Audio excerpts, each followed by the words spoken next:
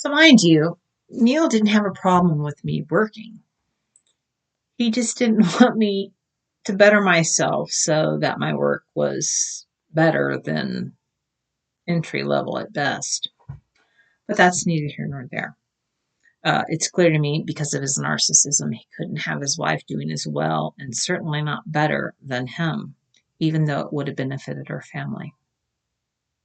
Very sad.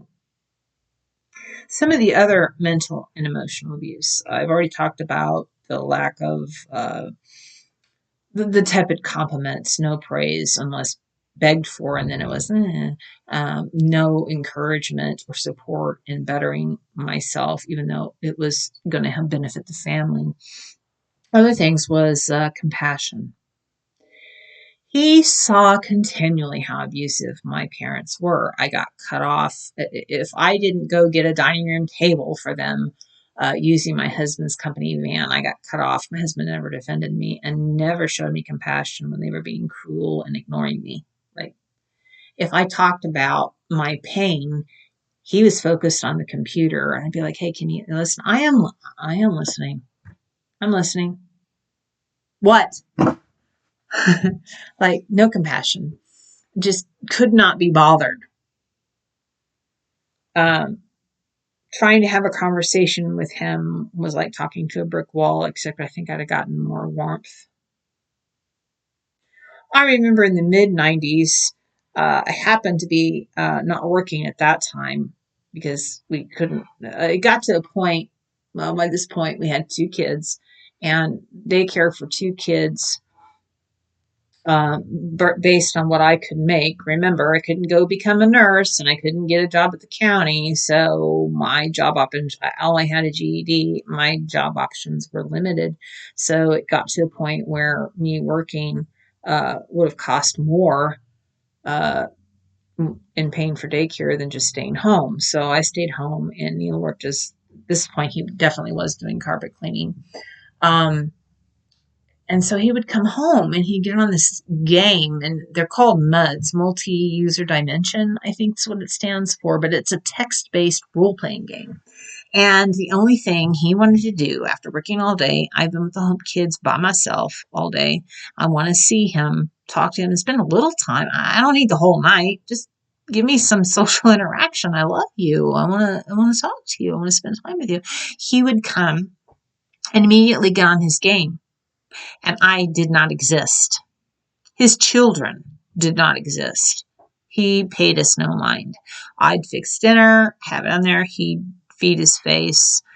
Need some more salt. And then, and by the way, I did add more salt. And then it was too much. So I couldn't win. Anyway, other people say I cook good, but whatever. He'd get on his games. And I loved him. I wanted to be around him. I wanted his attention. And it finally got to the point I started playing as well just to get his attention. And the only conversations we had for years, most of our conversations was about that game because we each played characters and there were plots and stuff. The only way I can get conversation with him face to face and get his attention and interest was related to this game that he played for years. It was a role-playing game. It was a MUD, text-based art role-playing game that had plots, and it was based in like Dungeons and Dragons scenario, role-playing in that. And so the only way I could get his attention in face-to-face conversation is through the game. I had a character, he had a character, and we weren't talking about marriage or building a future or kids. It was about the game and our characters and our plots, what we were going to do next.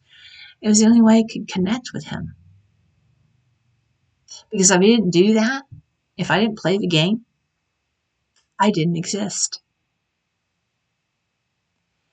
I am ashamed to tell you this, but I was so desperate for love for him. And I look back and I know now it was wounding for my parents. I was trying to get that love I didn't get as a child from my partner, who wasn't really a partner.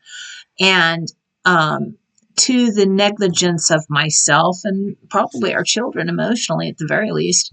The only way I could get him to focus on me and pay me any attention is by this game.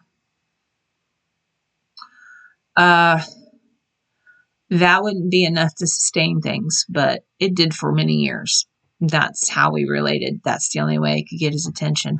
We'd be silent, typing in shit, and then, hey, gets okay. And then after the game, when we were playing the game, we were talking about the game. What are you going to do? What do you think of this? Why are they doing that? Ah. But at least I had his attention. And otherwise, if it wasn't about the game, it didn't matter. Didn't matter how I dressed, what I cooked, what I did wasn't good enough. Could be better. Yeah. Didn't matter how much pain I was going through with my parents and their BS that was going on. That's a whole nother video series. It didn't matter to him. It didn't matter. I could have something horrible. I could have a death in the family, which I did. And it was like no emotion, no comfort, no compassion. Another thing that happened, we used to karaoke. We did karaoke. And we would go out occasionally and go have a couple of beers and karaoke. And that was another way we connected, but he didn't really pay attention to me. He was always talking to other people. I didn't exist. And I remember one time I told him, hey, there's this guy that used to also karaoke regularly at the place where we would go. And he made a comment, and I don't even know if it's about me, but he goes, yeah, that woman's a bitch. So I told Neil, I said, I think he just called me a bitch. You know what he did? He went, oh, really? He walked over to the guy and he goes, hey, nice to meet you. That's my wife over there. How you doing? Like, dude, I think this guy just called me a bitch, and you're going to go over and make friends with him and sit down with him and bullshit with him. And his excuse was, and I'm like, really? Was, well, I wanted him to get to know me so he get to know you so he knew you weren't a bitch. And I'm sitting there going, like, I don't care. Like, if he's already made that judgment, why would I want to impress him and try and change his mind? Neil was and still is obsessed with other people's opinion. Just before we split up officially, his great aunt died, who he couldn't stand, and no one in his family could stand. Like, no one liked her, his great aunt Nita. And he says, I've got to go to the funeral. I'm like, okay, why? You don't even like her. Yeah, I couldn't stand her. I'm like, why would you go to her funeral? And he goes, well, it would look bad to the family if I didn't. He never goes up there. He hardly ever sees his family, hardly ever talks to them. But he's going to spend a butt ton of money to go to a funeral somebody couldn't stand so that they don't think.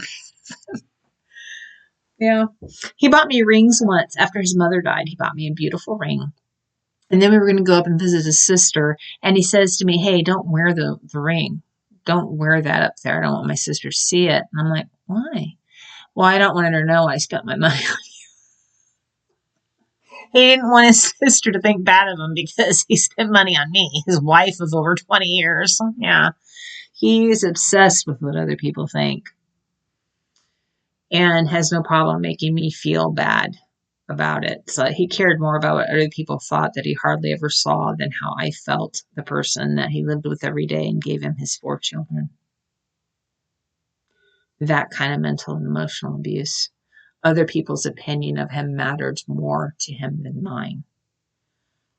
The only interaction he would give me is through a game we played, or if we went out and had a couple beers and drank. Otherwise, I didn't exist and I didn't matter. My opinion didn't count. But family members he hadn't seen in decades did. My opinion didn't count, but a guy sitting in a bar that he doesn't even know his name, that mattered. That's abuse. You don't treat your wife or your husband like a purse, an accessory. You don't ignore their emotional needs and make them feel like they don't matter. That's abuse.